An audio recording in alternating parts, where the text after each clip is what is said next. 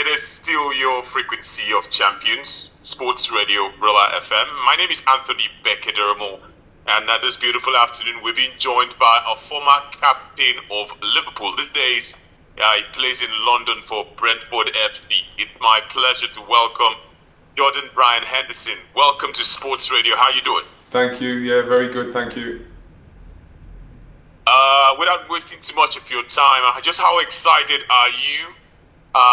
Back in the Premier League, you had a stint in Saudi Arabia and you had a stint in Holland. You're back in the Premier League. What say you? What would you make of the pace since you left, the pace of the game since you left? Yeah, I was very excited coming back to the Premier League. For me, obviously, the best league in the world. So to have the opportunity to come back and play in it was one that I couldn't turn down and felt as though it was the right thing for me. And I've enjoyed being back. The games, the intensity, the fans, the atmospheres have been amazing, like it was when I played here for so long. So it's good to be back. You've played over 400 days for Premier League, and who knows, you may make it to the 500 club. If not for football, what would Jordan Henderson be doing? Oh, that's a good question. If it wasn't football, what would I do? I honestly don't know. That's all I've ever thought about since I was probably 5 or 6. So what I'd be doing if I didn't do football, I honestly haven't a clue. Well, do you have any regrets? Players normally have regrets. Do you have any regret when you look back? You're 35 now, and I don't know how long you played, but do you have any regrets when you look back at your career? I probably will have a few. I'll have a few regrets, but ultimately, I think you only regret something if you don't learn from it. You don't become a better person from it. So I'd like to think every time that when I look back and I have had a regret, I've probably reacted and learned a lot from that situation and reacted in the right way. So it turns out to be some sort of positivity or positive in the end, or positive outcome in the end. So of course, I think throughout life, throughout career, you're going to have certain things that you may have done differently and may regret.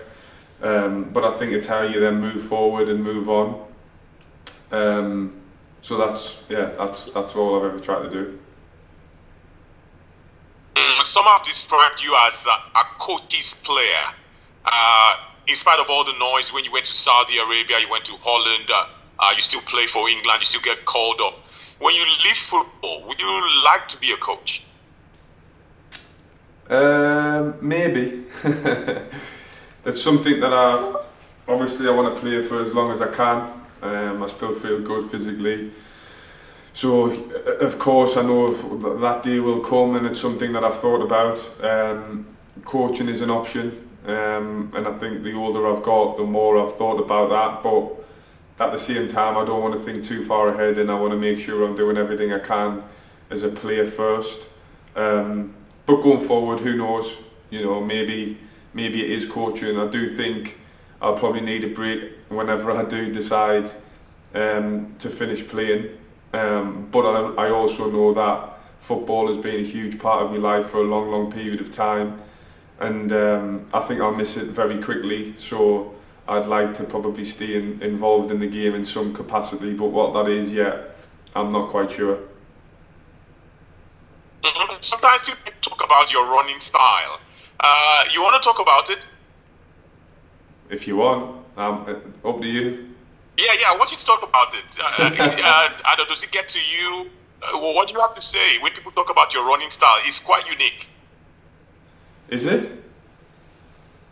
Yes, it is. Yeah, I don't know.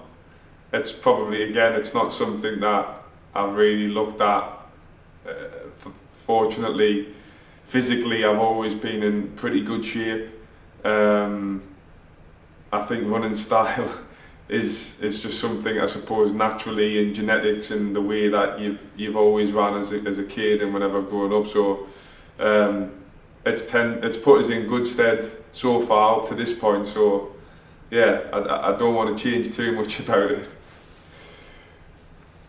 So this one is a bonus question. I know you have a Nigerian in your midst, Frank Onyeka. How many Nigerian friends do you have, or Nigerian people you admire in Nigerian football players? He's a great guy. You know, he helped us since I've come here. He seems like a really good guy, good player. Helped us settle in as well. So yeah, he's been really good in some of the games as well when he's played. I feel as though he's contributed really well and come on in games and played a really big part and done well as well. So I think he's a very good player, and like I say, has helped us since I've come to the club. One final question. What has been your most difficult moment in football? Most difficult? Yes. Whew.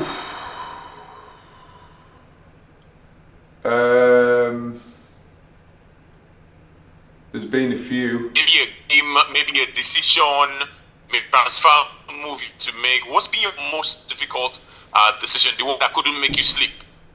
There's been a few of them.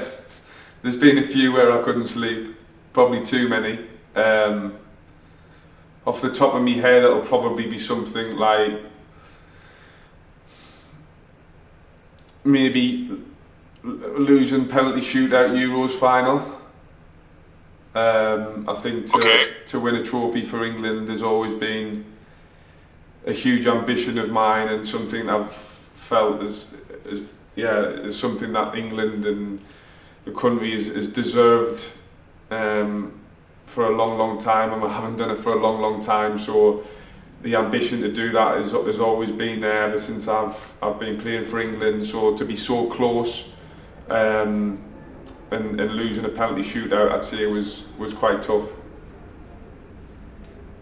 Fantastic. So I wanted to do a shout out to Nigerians. The Premier League has a huge fan base in Nigeria, and wherever there's a Nigerian player, you know that the support is immense. Of course, you play for Brentford. Frank Onyeka plays for Brentford.